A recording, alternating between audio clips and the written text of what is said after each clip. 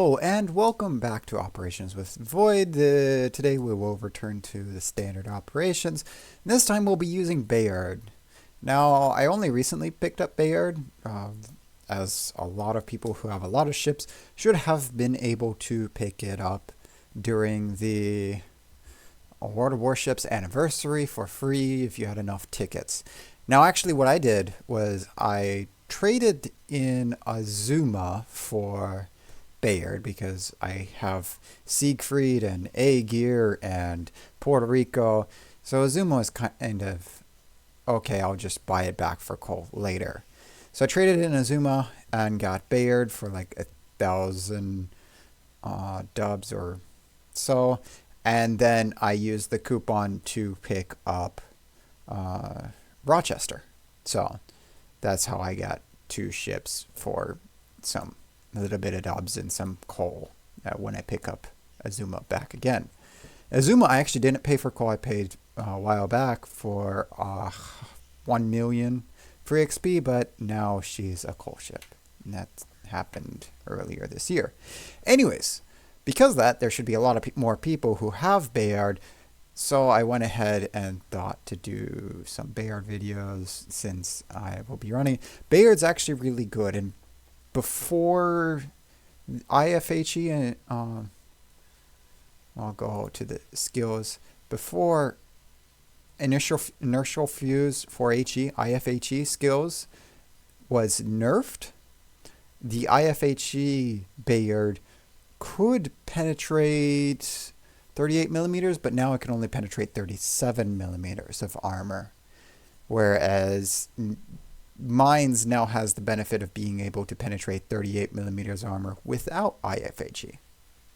So when Bayard came out before Mines, and so Mines became the nerfed Bayard basically when it came out. So that's the history behind Bayard and Mines. On that, Bayard, it has a slower main battery reload of 7.5 seconds versus Mines 6 seconds, but you have the main battery reload booster. This can either be Hydro or defensive AA. I have it as defensive AA because I don't like planes, and I don't like planes, especially in Hermes. And Hydro is just, I don't use it nearly as much as I should. Yeah. I'm admitting I should use it more. Anyway, so these are the modules we have. We have steering gear mods. We don't have concealment. Concealment is an option, but we're not doing it. We're doing steering gears. We're doing propulsion. And the reason behind this is actually the build is the Lighthouse build with heavy HE. So you have increased detectability and you have top grade gunner. A Lighthouse build basically means you grab these two skills, because this increases your reload as long as you're detectable, and this increases your detection while making your HE hit harder. So that's what this is all about. It's about having your HE that hits harder while having its concealment. Base concealment's it actually has really good. So spec into this, you only go up to 13 kilometers by sea. So it's not actually terrible. So you could still drop down out of detection if you want to. Probably one of the better ships to have the ship, because there are battleships. There are battleships with base concealment that are worse. So like if you find a secondary spec Bismarck that didn't go into concealment, or, Fuso, Nagato, any of the Japanese battleships that haven't spec'd in concealment that can be seen from the moon. You can drop off their detection and choose your engagement. But anyways, so that's what this is. And 13 kilometers is actually the most of the engagement range in ops. It's within that time span. So that's why I chose that build for Bayard. So yeah, you only have the 3 racks of torpedoes, three torpedoes, 1 rack of 3 per side. They have good angles, but I really wish this was torpedoes and not that, because then you would actually be really good with mines. Anyways, I guess I've talked enough about Bayard. If you have any more questions, feel free to put it in the comments below and I'll answer them. But that's enough about Bayard. Now we'll go ahead and go into this week's battle, which is Cherry Blossom. So here we are in the battle. Cherry Blossom is the night battle, and we have no division mates, just random people. A couple Massachusetts. Those are some good ships. The concept of this battle is the night you have reduced concealment, so we get 8.2 concealment, and the top grade gunner now is actually stuck at within 8.2. That is the downside of top grade gunner in Cherry Blossom, is even during the day it only activates when you're within 8.2 kilometers or whatever your current night concealment is, because it goes by whatever the concealment was when you started the game. It's a bug. It doesn't go by your actual base concealment, because the night actually conceals you. Man, if only we had an Allende with radar who would use the radar. Yeah, Allende. Radar? No? Okay.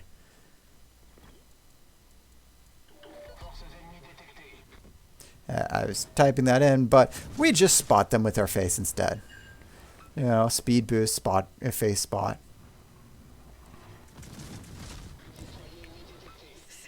And so here we are. The heavy HE is doing its work.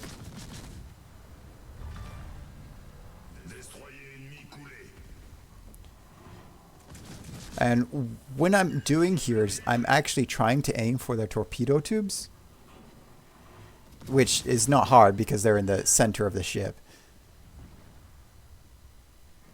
And we're not using our reload booster because I want it up for the cruisers.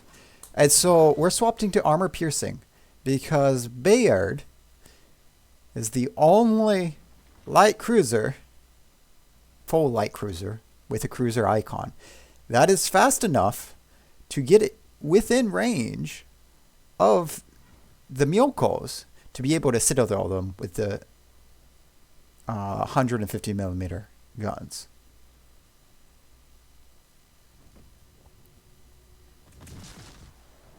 Now I say can, doesn't mean that I will do it all the time.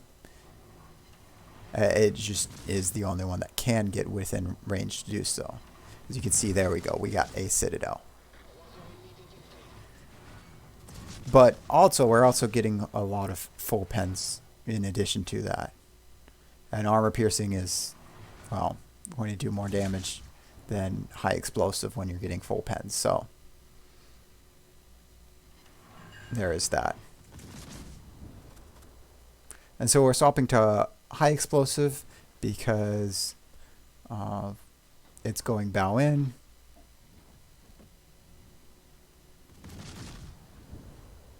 Also, we don't know when the destroyers are going to show up. That's another thing. You're fast enough to go face spot the destroyers. And that hurt. Good thing there's a heal later. I really should have expert loader.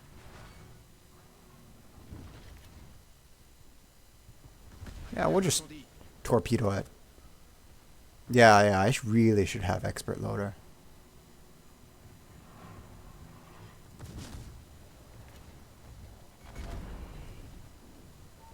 Yeah, I cannot keep on a single target. And that's why I just decided to torpedo that.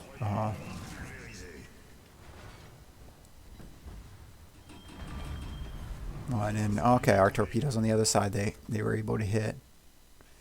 So, I don't really mind where my position, because even though I'm spotted, because, well, I am in front of everybody, all the enemies would be shooting at me anyways. And by getting up in here and while destroying one of the destroyers helps the allies our allies immensely as the destroyers send waves of torpedoes to our allies and trying to reduce the damage they take. Also, you need a certain number of ships destroyed before they start coming back. And when you're going up there and spawning those destroyers early, it allows your teammates to see, oh wait, there's actually destroyers there. There's not just cruisers to shoot at. And so they'll shoot at the destroyers too. And sometimes, usually they shoot at the cruisers pretty early. And so I was expecting the Alba to be dead by that time. But it wasn't. So that's why I went ahead and just point blank armor piercing deleted it.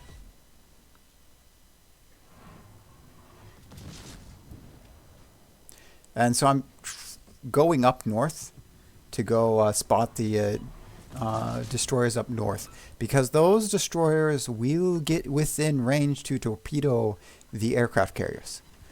Now, the aircraft carriers are not important so much for being aircraft carriers. They're important for a heal, and to, as our HP shows, a heal would be very, very, very nice. Like, ridiculously nice. So we're kind of saving them for that. Or we're being selfish here. It's okay. You can be selfish sometimes when you're playing ops, even though it's a cooperative mode. And so yeah, even though I don't have all the guns on here, I want that ship dead. Which, as you can see, I went ahead and took out a torpedo rack. And there's the other, and so it can't get us. And since our guns are facing the wrong way, might as well throw torps there.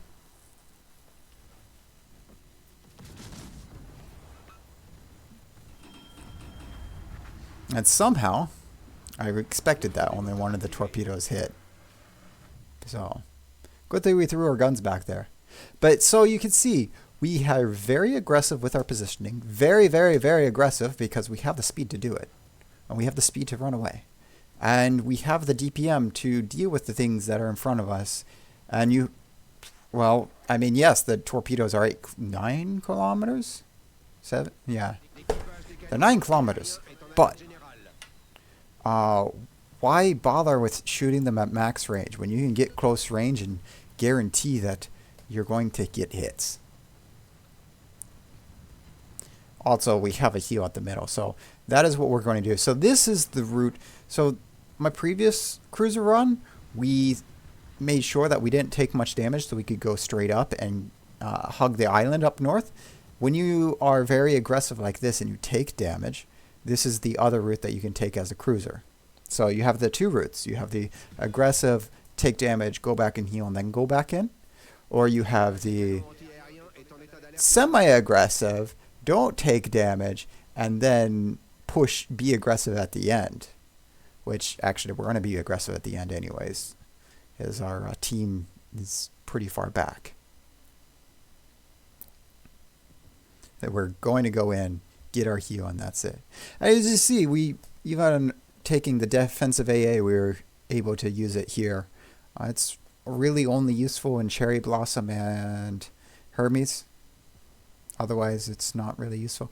It used to have a use in Narai, back when Narai and Aegis and Defensive Naval Station Newport, but Narai, the carrier doesn't attack anymore. King used to send aircraft at the convoy, Lexington doesn't anymore. Oops. Speaking of Lexington, named Saratoga, which is really neat because the model for Lexington in game is actually Saratoga. It's not Lexington herself.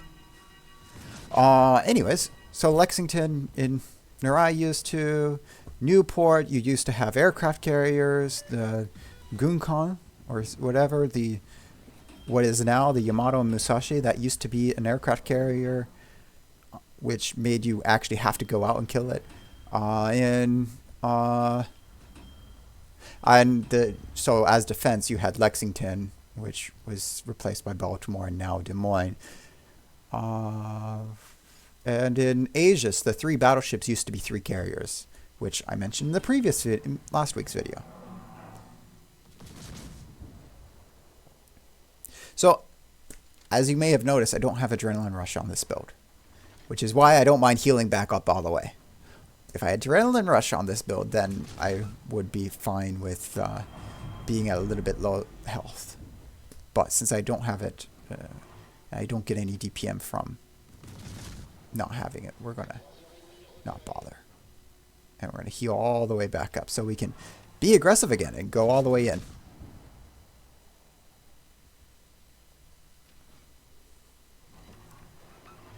And we're starting with destroyers that are close to us because of torpedoes. Well, really what we're trying to do is... Okay, yeah, we're farming damage. I was going to say we're trying to save the Allende, but the torps are already away. We're just farming damage and kills.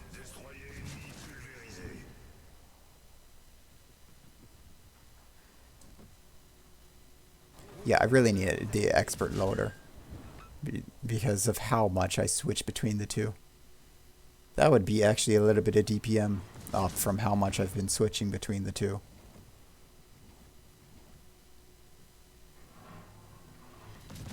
Oop, there's a couple of citadels on the Alba.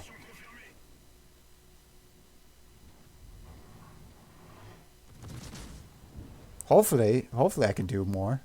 And here you have the Austrias and you have the Massachusetts kind of sitting back. And so a lot of people, they just wait until other people take the lead. I mean, sometimes some people will charge in alone, hoping others do. It's all about timing when you charge in, though. And position. Like, at this point in time, you do not want to charge in on the right side. A lot of people will end up charging on the right side. We don't want to charge in on the right side. You charge in on the side where there's less enemies. Because this way, you can use dispersion. I mean, at the same time, it's less dispersion against you, but you can kind of, it's easier to share the tanking and the damage, and you can dodge a little bit more too. If you try to dodge, that is.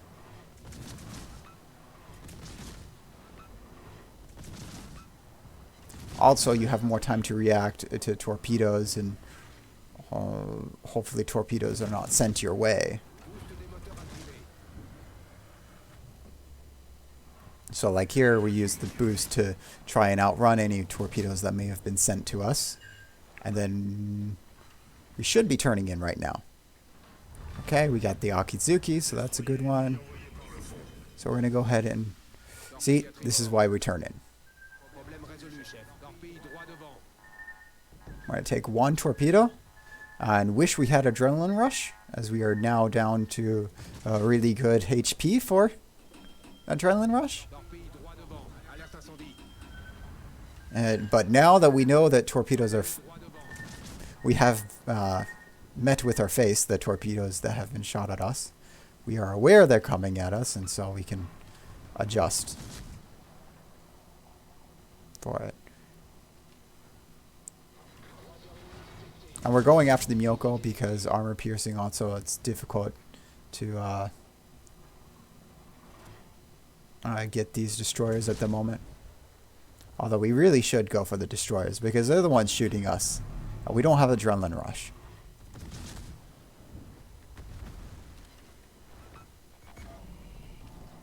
And so we're trying to throttle juke them a little bit. Worked a little bit for one Shiratsuyu, so we didn't take as much damage as we could have. And with our acceleration, we can a little bit outrun where they are aiming. And in this case, I think we're actually might be outrunning the turrets.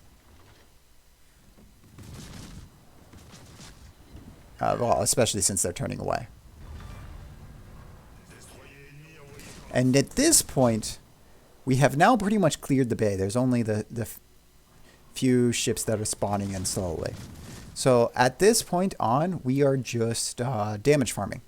We can choose whether we want to go after the aerodromes or damage farm. we still have 5 minutes left, so we have plenty of time to clock. And with the heavy HG and our reload time and a couple reload boosters if handy available, I'm not too worried at this point in time. I'm just going to farm damage while I can. I can end it whenever I want, and now we're just increasing our XP, damage, and all that.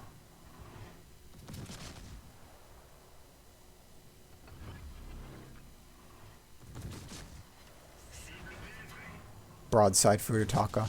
Very juicy. Lots of black ribbons to be had, as long as I can aim right. Like that.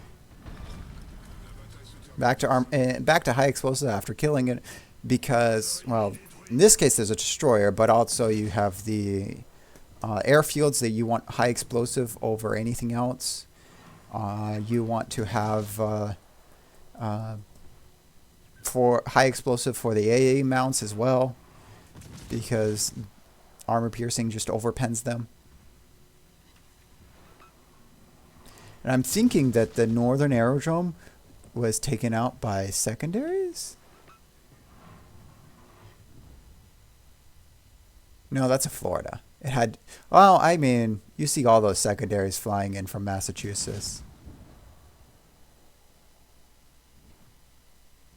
So it could have very well have been the Massachusetts secondaries that took out that, or Florida's main guns. As you see, we did 20k, whereas the other ship that shot at it barely did anything to it. But I think the secondaries from the Florida ended up getting it.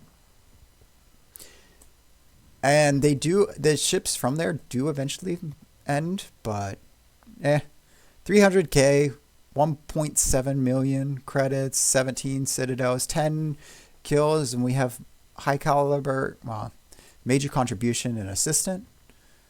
And Bayard top with 800 basic speed, more than the next Massachusetts and the Charles Martel. Allende and Charles Martel aren't bad ships for it. Bayard's just better. So as you can see, 260k came from the main battery. Our torpedoes only did 30k, and another 10k from our secondaries, with 7k from fires-ish. And so as you can see, we actually ended up with 16 million credits. Yeah. We don't have much on the cruisers. We want more for the destroyers, and actually destroyers are where you're going to get most of your experience, most of your credits. By going after destroyers, you're going to get more than you get after cruisers. Cruisers are nice for the big numbers, the Citadel ribbons, but destroyers are where you get your kills, your money, and your base XP. Anyways, that is Bayard in Cherry Blossom. If you have any questions, any comments, feel free to put it in the comment section below. If you liked the video, thumbs up. If you didn't, go ahead and give the thumbs down. If you want to see more videos, click that subscribe button. But I'm not going to make you. Can't make you, because I'm not your mother. I do, however, hope to see you again next week. Have a good one.